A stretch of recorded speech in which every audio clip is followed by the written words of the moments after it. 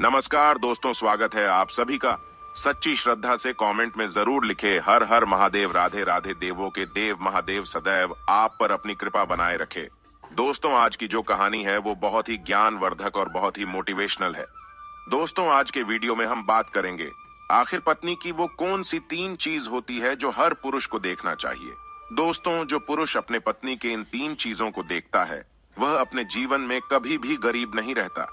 उसके घर में सदैव मां लक्ष्मी का वास रहता है और मां लक्ष्मी की कृपा दृष्टि उनके ऊपर सदैव बनी रहती है। दोस्तों, आज की वीडियो में हम बताएंगे कि आखिरकार वह कौन सी 3 चीजें हैं जो हर पुरुष को अपनी पत्नी के देखनी चाहिए। दोस्तों, उससे पहले आप सभी से निवेदन है, यदि चैनल पर आप लोग नए हैं या चैनल पर पहली बार आए हैं तो कृपया करके चैनल को सब्सक्राइब कर लें, क्योंकि दोस्तों हम अपने चैनल पर रोजाना ऐसे ही ज्ञानवर्धक और मोटिवेशनल वीडियो अपलोड करते रहते हैं। चलिए तो दोस्तों शुरू करते हैं आज की इस प्यारी सी वीडियो और इस प्यारी सी कहानी से। जानते हैं कि पत्नी की वह कौन सी 3 चीज है जो हर पुरुष को अपनी पत्नी की देखनी चाहिए। दोस्तों, एक बार की बात है, किसी गांव में एक आदमी रहा करता था। दोस्तों, वह आदमी अपनी पत्नी से बहुत परेशान था, क्योंकि उसकी पत्नी अपने पति से बात बात पर लड़ाई झगड़ा करती थी। उसके घर में एकदम कंगाली छा गई थी। खाने के लिए घर में ना ही कोई दाने थे, ना ही पीने के लिए पानी और ना ही पहनने के लिए वस्त्र। दोस्तों, रोज रोज के इस कलेश से वह पुरुष अपनी पत्नी से परेशान हो गया था। दोस्तों, एक दिन की बात है, वह आदमी अपने घर से जंगल की तरफ निकल जाता है। दोस्तों, जंगल में जाते जाते उस आदमी को एक साधु से मुलाकात होती है। तब वह आदमी उस साधु के पास बैठ जाता है और वहां पर बैठकर रोने लगता है।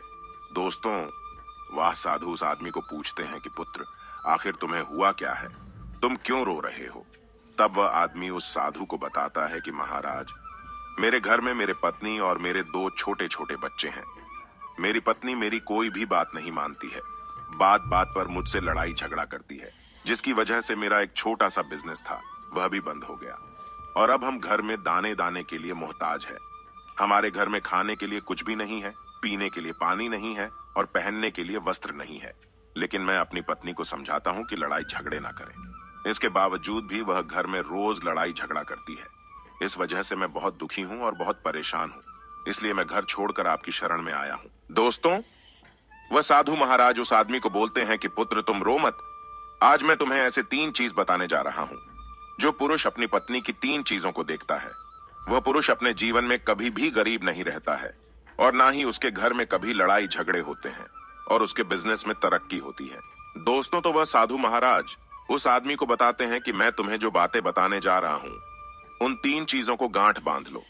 तब वह आदमी उस साधु महाराज की बातें बहुत गौर से सुनता है और साधु महाराज से बोलता है कि प्रभु, आप मुझे जल्द से जल्द बताइए वह कौन से 3 चीज है जो हर पुरुष को अपने पत्नी की देखनी चाहिए।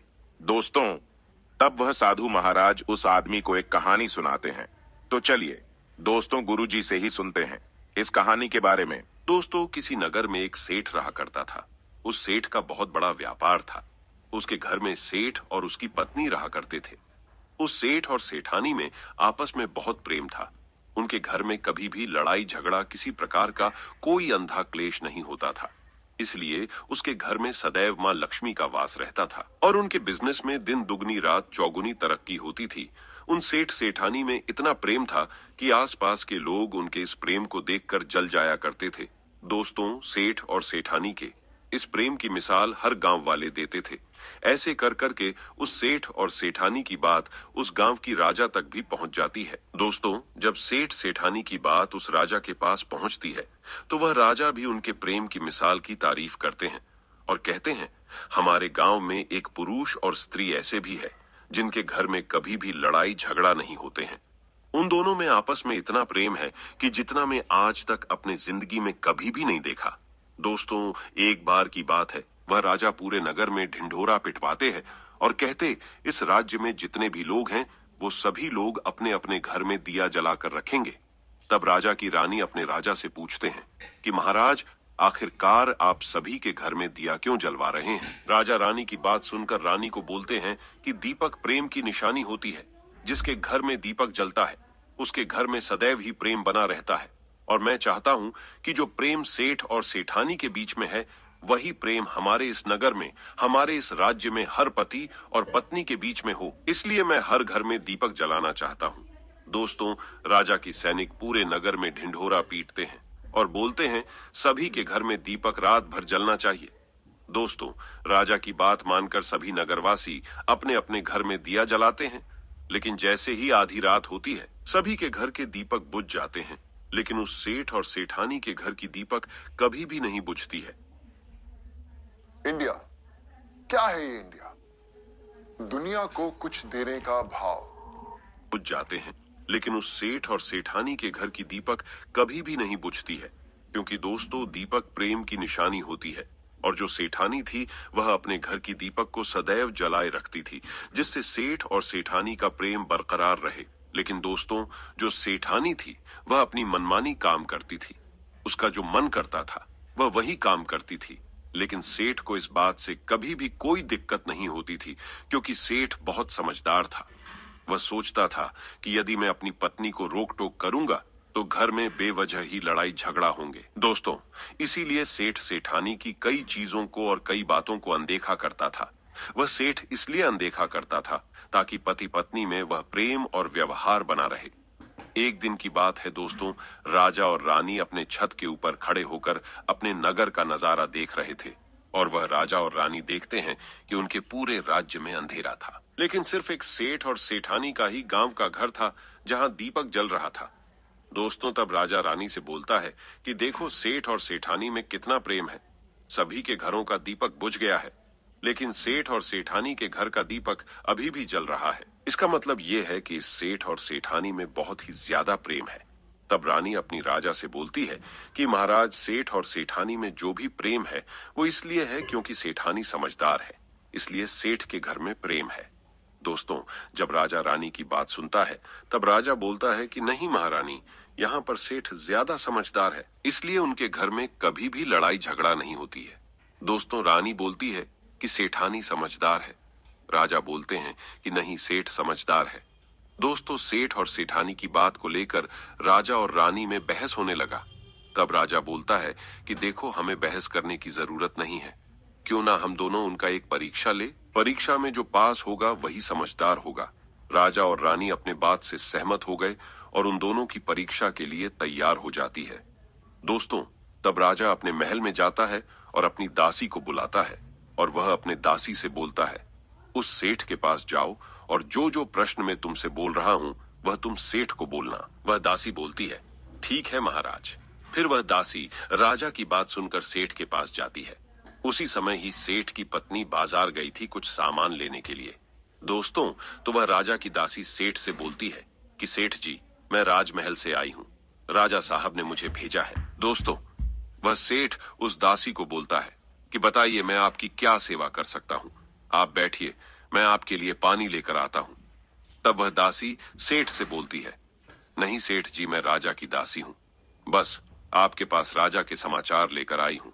दोस्तों, तब वह सेठ बोलता है कि ठीक है दासी, आप मुझे बताइए राजा साहब ने क्या समाचार भेजा है मेरे लिए।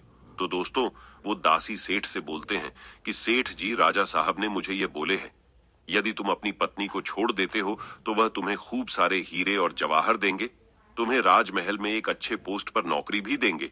लेकिन सेठ राजी नहीं हुए। दूसरी बात, रानी ने राजा से बोला था कि नहीं, सेठ समझदार नहीं है, सेठानी समझदार है। दोस्तों, सेठ और सेठानी के बातों को लेकर राजा और रानी में फिर से कहासुनी होने लगी। तब रानी राजा से बोलती है कि तुमने सेठ की परीक्षा ली है, मैं भी सेठानी की परीक्षा लेना चाहती हूँ। तब इससे बात क्लियर हो जाएगा कि सेठ और सेठानी में कौन ज्यादा समझदार है। तो वह राजा रानी को आदेश देता है कि प्रिय, तुम भी एक बार सेठानी की परीक्षा ले लो। तब रानी अपने राजमहल से एक दास को उस सेठानी के पास भेज दिया और अपने दास से बोलती है कि जो मैं तुम्हें बोल रही हूँ ये सारी चीजें जाकर उस सेठानी को बोलना। तब राजा का दास उस सेठानी के पास जाता है। इधर से सेठ अपने काम के सिलसिले में कहीं बाहर गया हुआ था, घर पर सेठानी ही अकेली थी। दोस्तों, दास मौका देखकर उस सेठानी के पास पहुंचता है और सेठानी से बोलता है कि सेठानी जी, मैं राजमहल से आया हूं, मुझे रानी साहिबा ने भेजा है। दोस्तों, तब वह सेठनी बोलती है, ठीक है, बताइए किस लिए तुम्हें रानी साहिब मेरे पास भेजा है। दोस्तों, तब वह दास सेठानी से बोलता है कि रानी साहिबा ने बोला है कि यदि तुम अपने पति को छोड़ दोगी तो वह बहुत सारे हीरे जवाहरात देंगे, और अगर तुम अपने पति को मार दोगी तो वह तुम्हें अपने राज्य का आधा हिस्सा दे देंगे। दोस्तों, दास की बात सुनकर सेठानी तैयार हो जाती है और कहती है, ठीक है, यदि रानी साहिबा अपने राज्य की आधा हिस्सा मुझे देंगी तो मैं अपने पति को मार दूंगी। दोस्तों, तब उस राजा का दास उस सेठानी से बोलता है कि मुझे कैसे पता चलेगा कि तुमने सेठ जी को मार दिया है। दोस्तों, तब सेठानी राजा के दास से बोलती है कि मेरे घर में जो दीपक जल रहा है वह तुम्हें दिख रहा है। तब दास बोला, हाँ, दिख रहा है। तब सेठानी उस राजा के दास से बोलती है कि जब मैं अपने पति को मार दूंगी तो मैं यह दिया बुझा दूंगी, तो तुम्हें पता चल जाएगा कि मैं अपने पति को मार दिया है। अब वह दास सेठानी की बात सुनकर राजमहल को वापस लौट जाता है और राजा और रानी से ये सारी बात बताता है। सेठानी की बात सुनकर रानी बहुत अचंभित हो जाती है और रानी को स्त्री जाति से नफरत होने लगती है। दोस्तों, तब वह राजा अपने सारे दास दासियों के साथ सारे सैनिकों को बुलाता है और बोलता है, देखो, मैं यह नहीं चाहता हूं कि राजा और रानी की वजह से किसी निर्दोष की जान जाए। तुम ऐसा करो, उस सेठानी के घर जाओ और उस सेठ को सारी बातें बता दो और उस सेठ को बचा लो। दोस्तों, इधर दास और दासी सेठानी के घर पर जाते हैं और सोचते हैं कि सेठानी तो सेठ को रात में मारेगी और दिया भी बुझाएगी। इससे पहले ही हम सेठानी के घर में हमला बोल देते हैं। दोस्तों, इधर रात भी नहीं हुई थी, शाम का समय था, और जैसे ही राजा के सैनिक सेठानी के घर पर धावा बोलते हैं तो देखते हैं कि सेठ पहले से ही मरा हुआ है। दोस्तों, तब राजा और रानी के दास दासी उस सेठानी से बोलते हैं, सेठ जी तो मरा पड़ा है, लेकिन सेठ को तो तुम्हें रात में ही मारने के लिए बोला गया था।